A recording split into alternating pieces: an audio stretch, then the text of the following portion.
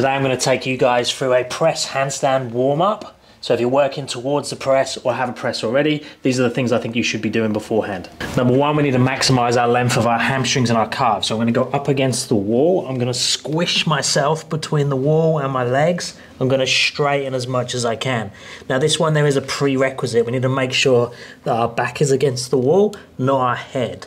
If you're flexible enough to get into the position once you're here, I can wheel the knees, the feet and the head, and slowly try and push the head towards the floor, then lock the knees backwards, try and get the head closer and closer down, and try and move your feet in closer to the wall, and that's just going to maximize both the length of the calves, hamstrings, and also the length of the spine. The goal here is to get two long straight lines, one and two the torso. Then we want to be spending some time in the straddle good morning position. So I just open and close in the hip position. So this is the seated version. I'm just going up and down. I'm trying to keep my spine as straight as possible. Now, if you're not so flexible in this position, you are going to need to raise your hips up onto a box or some mats.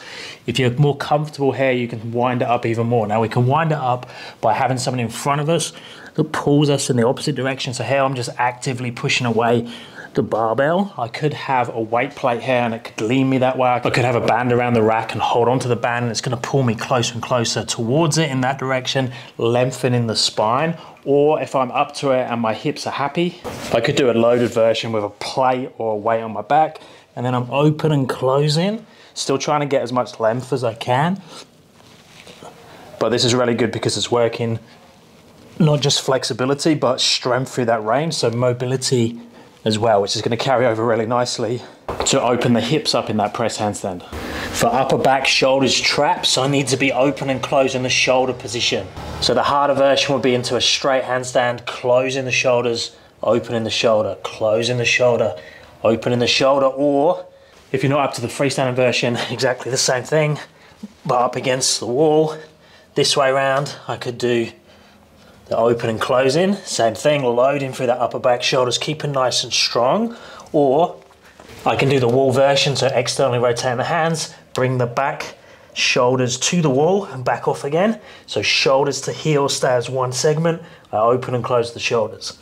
Then pathway of the press first on the floor, so I can bring the knees towards the chest, roll through the spine, so butt comes off, low back comes off, mid back, reach with the toes, the wall level with the hands, making sure that my butt is staying as close to the floor as possible, and then slowly going down, low back touch, butt touches, back to that start position. So that can be done in like a froggy tuck position, it can be done in a straddle position, and it could be done in a pike position.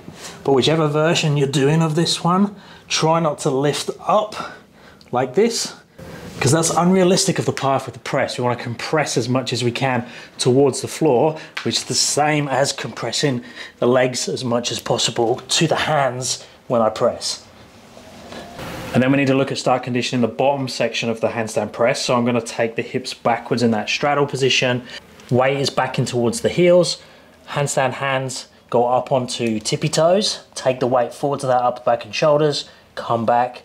Open the hip all the way. So I'm open and closing the hip, which is what needs to happen in the press. I'm coming forwards with my weight, loading the upper back and shoulders, making the toes light, coming back, opening up again. So I can do repetitions of this, or I could do holds in position. So I can come down, work the stretch, flexibility there. I can work the conditioning and weight transfer there. So I could do holds, I could lift one leg up, I could do it in more of a pike position, I could do it in more of a straddle position. I could even come here, bend one knee, so it's more like a tuck position, still trying to get all my weight out of the toes, swap legs. And then just before I'm going to go into the actual press workout, I could do some jumps. So the jump is going to try and mimic the press. So if I'm working straddle press, start in that position, bend the knees, hop or jump, pass through the pathway of the straddle press, come back down, go again. Now obviously if I don't have freestanding holds, I could be doing that up against the wall, exactly the same thing. Use the wall as much as I need to, but again trying to replicate the pathway of the press as much as possible. If I'm doing pike, exactly the same thing. I just replicate the pike press with the jump, using momentum. The same if I'm doing tuck.